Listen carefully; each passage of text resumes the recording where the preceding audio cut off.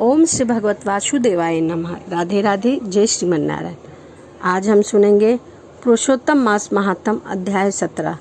तो चलिए मन में भगवान पुरुषोत्तम का ध्यान करते हुए कथा को शुरू करते हैं। नारद जी बोले, हे कृपा के सिंधु, उसके बाद जागृत अवस्था को प्राप्त कर राजा धृतधन्वा का क्या हुआ सो मुझसे कहिए, जिसके सुनने से पापों का नाश कहा गया है। नारायण जी बोले, अपने पूर्व जन्म के चरित्र को सुनने से आश्चर्य युक्त तथा सुनने की इच्छा रखने वाला राजा धृतधन्वा से वाल्मीकि ऋषि फिर बोले। वाल्मीकि ऋषि बोले, इस तरह स्त्री के सुख से शीतल वाणी को सुनकर सुदेव शर्मा धैर्य धारण कर श्री हरि भगवान के चित्त को लगाता हुआ दीर्घ श्वास लेकर दिन मुख सुदेव शर्मा जो होने वाला है वह होगा, यह मन में निश्चय कर पुष्प समिधा आदि के लिए वन को चला गया। इस प्रकार करते उस सुदेव शर्मा का कितना ही समय बीत गया। बाद किसी दिन समिधा कुश फल पुष्प आदि के लेने के लिए वन को गया। वहां जाकर सुदेव शर्मा मन में हरि भगवान के चरण कमलों का ध्यान करने लगा। उसी दिन उसका लड़का सुखदेव अपने मित्रों के साथ बावली को गया। बावली में प्रवेश कर समवयस्क मित्रों के साथ जल यंत्रों से जल फेंकता हुआ और बार बार हंसता हुआ खेलने लगा।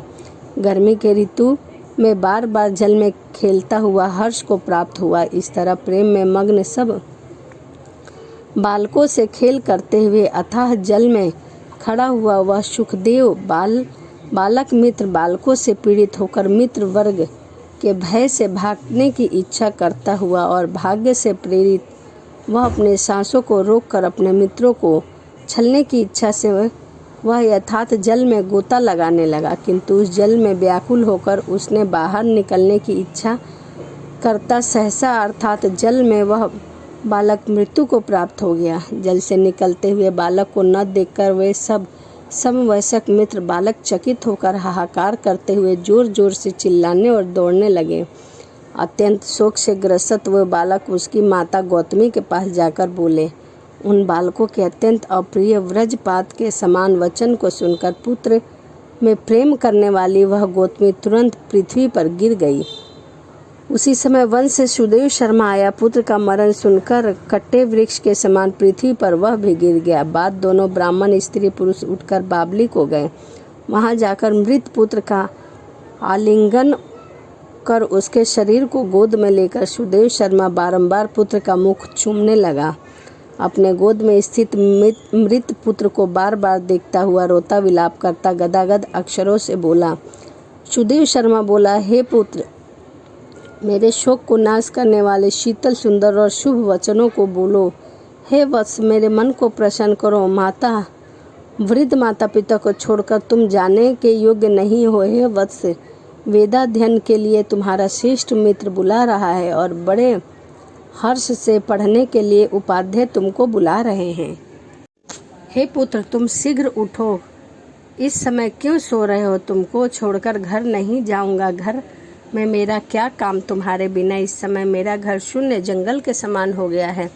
तुमको फल मूल प्रिय हो तो मेरे सामने से उठो। यदि नहीं उठोगे तो वन को भी नहीं जाऊंगा। वन में मेरा क्या काम है? मैंने कोई निंदित काम नहीं किया है और ब्रह्म हत्या भी नहीं किया है। फिर किस कर्म के फल से मेरा पुत्र मर गया? ओह ब्राह्मण, तुमने ऐसा करके कौन सा बड़ा फल प्राप्त किया है? हे निर्दय वृद्ध दीन, मेरे नेत्र को लेकर निर्धन का धन और दोनों स्त्री पुरुषों का सहारा इस पुत्र को हरण करते तुमको जरा भी लज्जा नहीं आई? क्यों नहीं होती? सर्वज्ञ तुम दयालु हो, परंतु मेरे विषय में निर्दयी हो सो क्यों? ओह आश्चर्य है, मेरे भाग्य से उल्टा कैसे हुआ है। स्वभाव से सुंदर पुत्र की खोज।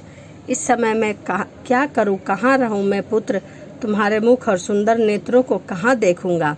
मेघ जल को बरसता है, पृथ्वी धान को पैदा करती है, पर्वत रत्नों को और समुद्र मुक्त सागर मणि को देते हैं, परंतु उस देश को नहीं देखता जहाँ मेरा मरा हुआ पुत्र मिलता हो, जिसके शरीर का आलिंगन कर हृदय का ताप को छोड़ता है। हे वत्स, तुम एक बार शीघ्र वचन सुनाओ और दया करो। तुम्हारी माता लज्जा छोड़कर चील के समान अत्यंत विलाप करती है। हे पुत्र, उसको देखकर तुमको क्यों नहीं दया आती? माता पिता की आज्ञा बिना तुम कभी भी कहीं नहीं जाते। हे पुत्र, हम दोनों से बिना पूछे ही तुम दूर के मार्ग को गए हो क्या? इस समय इसके वेद विज्ञान की उत्तम वाणी को सुनूंगा। हे वत्स, आज तुम्हारे और तुम्हारे मनोहर मधुर वचन के स्मरण से मेरा हृदय 100 टुकड़ा नहीं हो रहा है, क्योंकि मेरा हृदय लोहे के समान है। हे कौशलेंद्र राजा दशरथ, तुमको हम धन्य मानते हैं, क्योंकि रामचंद्र के वन जाने पर पुत्र के ताप से दग्न वे प्राणों को नहीं रख सके, परंतु पुत्र के मर जाने पर भी जीवित रहने वाला मुझको धिक्कार है। हे गोविंद, हे विष्णु, हे यदुनाथ, हे नाथ, हे रुक्मिणी, हे प्राणपति, हे मुरारी, हे दीन पर दया करने वाले, हे दयानिधि, हे पुत्र रूप अग्नि के ताप को संतप मेरी रक्षा करो। हे देवादि देव, हे समस्त लोकों के नाथ, हे गोपाल, हे गोपीश, हे चक्र को हाथ में धारण करने वाले, यमुना के विष दोष को हरने वाले, पुत्र रूप अग्नि के ताप को समाप्त मेरी रक्षा करो। हे बैकुंठ के वासी विष्णु, हे नरकासुर के नाशक, हे चराचर के आधार, हे संसार रूप समुद्र को पार करने के लिए जहाज रूप अर्थात संसार समुद्र से पार उतारने वाले, हे ब्रह्मा आदि देवता से नृत्य कृत चरना पीठ वाले, पुरु रूपी अग्नि के ताप से संतप मेरी रक्षा करो। हमारे समान शठ दूसरा कोई नहीं है, जो मैंने देवकी पुत्र श्री कृष्णचंद्र के वचनों का उल्लंघन कर पुत्र में दुरासन की कौन अभागा पुरुष भाग्य में न रहने वाले वस्तु को प्राप्त कर सकता है।